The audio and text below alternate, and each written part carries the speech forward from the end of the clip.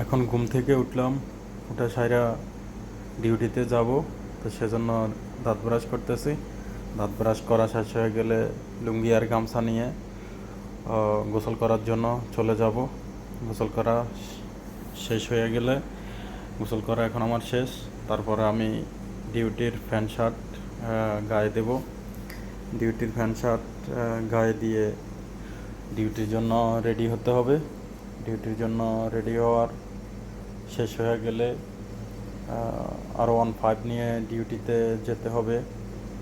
তো সেটার জন্য প্রস্তুতি নিতে আসলে সকাল সকাল ঘুম থেকে উঠে ডিউটিতে যাওয়া। আমার শার্ট প্যান্ট গায়ে দেওয়া শেষ। এখন আমি সাইকেল নিয়ে, সাইকেল নেওয়ার আগে সাইকেলের এই ড্রেসটা পরে নিতে হয়, না হলে এই ড্রেসটা গায়ে না থাকলে রাস্তা দিয়ে যাওয়ার সময় পুলিশে জরিমানা করবে। তাই এই ড্রেসটা আগে পরে নিলাম। নেওয়ার পর এখন আমি সাইকেলে উঠব। সাইকেলে উঠে গেছি, আমি এখন ডিউটির দিকে আসতেছি। রাস্তা দিয়ে ডিউটিতে আসতেছি। তারপরে এই যে চলে আসলাম আমার দোকানে। এ হলো দোকান। আমি এখন চাবি দিয়ে তালা খুলতেছি। তালা খুলে শেষে আমি দোকানের ভিতরে ঢুকবো।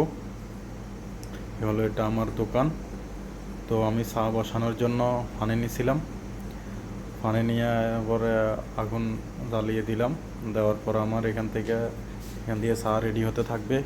তো এই হলো আমার দোকানের ভিতরের কাজ। এখন আমি আবার বাসায় গিয়ে, যেহেতু এখন গরমকাল, তাই প্রতিদিনের ডিউটির জামা প্যান্ট ধুয়ে দিতে হয়। তো আমি ডিউটি থেকে গিয়ে জামা প্যান্টগুলো ধুয়ে দেওয়ার জন্য বালতিতে প্রথমে পাউডার নিলাম, তারপরে ফ্যান গেঞ্জিগুলো বালতির ভিতরে দিয়ে ফানে নিলাম।